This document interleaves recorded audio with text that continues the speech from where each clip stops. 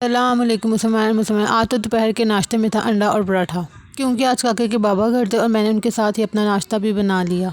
आज तो मैं बड़ी एक्साइटेड थी क्योंकि मैं आज ग्रोक्सी करने जा रही थी, वो भी काके के बाबा के साथ। क्योंकि जब मैं खुद कभी ग्रोक्सी करने जाऊँ तो थोड़ी बहुत कंजूसी कर लेती हूँ, लेकिन जब काके के बाबा के साथ जाना हो तो वो कंजूसी नहीं करने देते। लड़का हमें तंग कर रहा था और जब मैं इसको कहा मैं तुम्हारी वीडियो बनाती हूँ तो फ़ौरन भाग गया। सड़कों पर ज़्यादा क्राउड नहीं था और हम सुकून से जाते रहे। ईद तो सर पर है और बहुत ही काम बाकी हैं, इसलिए आज मैंने ग्रोक्सी करने का फ़ैसला किया। तू लंघ जा पहले। पता नहीं क्यों आज सड़कें खाली पड़ी थी। है शायद दिन का टाइम था शायद, इसलिए रात को तो यहाँ पे फुल रौनक होती है। ट्रैफिक कम ही नज़र आ रही थी। यहाँ पे रिक्शे पे आदमी बकरों के जेवर लिए खड़ा था। चलते चलते चलते चलते चलते हम लोग पार्किंग की तरफ पहुँचे। यहाँ पहुँचे तो हमें पार्किंग कोई जगह नहीं मिल रही थी। है आखिरकार हमें जगह मिल ही गई क्योंकि काफ़ी रश था इधर। गाड़ी को पार्किंग पर लगाने के बाद हम लोग नीचे उतरे और जब मैंने गाड़ी का दरवाज़ा खोला तो सीधा गर्मी की चपेड़ें मेरे मुंह पर पड़ी। मैं ग्रोक्सी हमेशा यहीं से करती हूँ क्योंकि एक ही जगह के नीचे सारा कुछ मिल जाता है। कोई चीज़ भूल भी गई हो तो सामने देखे याद आ जाती है। काके के बाबा आगे आगे और मैं इनके पीछे पीछे चल रही थी। काके के बाबा ने ट्रॉली पकड़ी और हम अंदर चले गए। मैं भी इनके पीछे पीछे चली गई क्योंकि मैं जब भी इनके साथ आऊँ तो हमेशा ट्रॉली यही पकड़ते हैं। है जैसी रेडी ला के अंदर बढ़ गए। अंदर ठंडा ठंडा सी।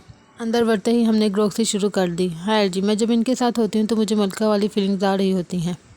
क्योंकि मैंने जिस चीज़ पे हाथ रखना है वो चीज़ ट्राली दे अंदर सुटी जानी है और मैं भी फिर एवी ले लो तो ओवी ले लो वाले काम कर रही होती हूँ। फिर मेरा वो हिसाब होता है कि कोई हाथ फराए तो मैं बाम फाड़ लाऊँ। मेरे पास ग्रोक्सी करने का सिर्फ आज का ही दिन था क्योंकि अब ईद आ रही है और दोबारा टाइम भी नहीं मिलना। बड़ी मुश्किल से आज का दिन निकाला है और अगर मैं कुछ भूल गई तो फिर मन ही स्यापा पहना है। है जी, मैं बड़े ध्यान से सोच सोच के हर चीज़ ले रही थी, कुछ भूल ना जाऊँ। है जी, इस वाली गली में आए तो हमें जैम नजर आया। यहाँ पे शेज़ान के भी जैम थे लेकिन हमारा टोटली इनसे बाइकआउट है।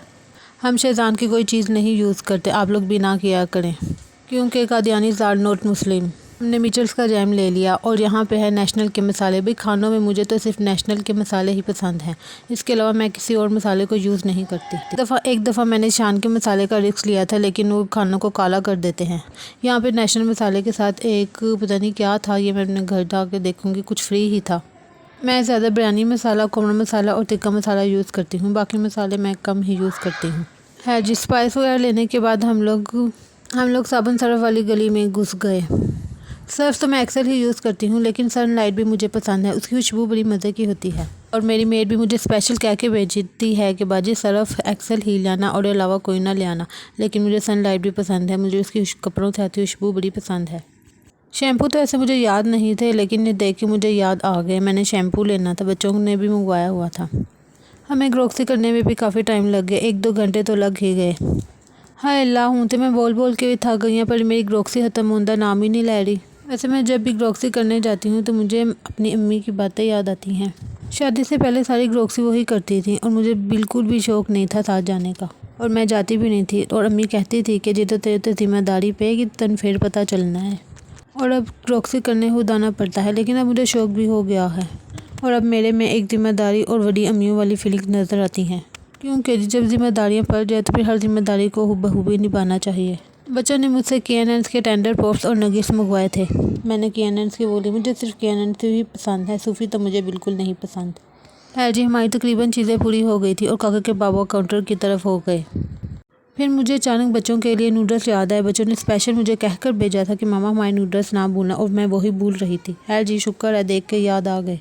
यहाँ पे मैंने नूडल्स लिए, मुझे जो फ्लेवर नजर आए मैंने ले लिए, चटपटा और चिकन फ्लेवर, यही 2 ज़्यादा मेरा ख्याल है मेरे बच्चे शौक़ से खाते हैं। यहाँ पे मिर्ची फ्लेवर भी था लेकिन मैंने वो नहीं लिया क्योंकि मुझे पता है बच्चों ने बाद में सूँ साँ करनी, मिनट बाद मेरे से पानी मांगना था।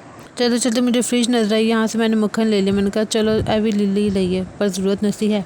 मक्खन हमारे घर में कम ही खाते हैं लेकिन मैं अक्सर खानों में डालती हूँ। यहाँ पे एक लड़के क्रीम की प्रमोशन करती है जी, मैंने फिर से क्रीम भी ले ही ली। मैंने सोचा चलो जी बेचारी का भी भला हो जाएगा और मेरे खानों में भी टेस्ट ज़्यादा अच्छा आ जाएगा। मैं जब काउंटर पर पहुंची तो काका के बाबा ने बिल पे कर ही दिया था। ये लो जी साड़ी रेडी ते आ गई सीट को सूट के थले तो असी हुण जा रहे हैं कार की तरफ। फिर लड़के ने गाड़ी में सारा कुछ रखा और इसको टिप शिप देकर हम लोग घर की तरफ निकल आए। फिर रास्ते में मुझे याद आया मैंने तो पार्लर पे जाना है। मैं फिर काके के बाबा को कहा कि मुझे पार्लर पे उतार दो, भाई हमें अपनी भी तो केयर करनी चाहिए, ऊपर से ईद भी थी। है जी, यहाँ काका के बाबा ने मुझे पार्लर उतार दिया और खुद वो घर चले गए क्योंकि मुझे यहाँ पे काफ़ी टाइम लग जाना था। वैसे भी आज के पार्लर में बहुत ज़्यादा रश लगा होता है। सब औरतें पार्लर से अपने बूथे चमकाने आई होती हैं, मैं भी अपना बूथा चमकाने पार्लर निकल ही चली। है जी, मैं पार्लर जाकर सीधा कुर्सी के ऊपर ठा हो गई। पार्लर पे काफ़ी रश था, इतनी औरतें देखकर मुझे तो घबराहट होना शुरू हो गई। है जी, काम तो मैंने अपना करवाना ही था। काम करवाते करवाते मुझे काफ़ी टाइम हो गया, बल्कि शाम ही हो गई। आई मैं दोपहर को थी और वापस मैं शाम को जाने लगी थी। इधर मेरे व्लॉग का हो गया है, तुसी हुण लाइक ते सब्सक्राइब कर देना।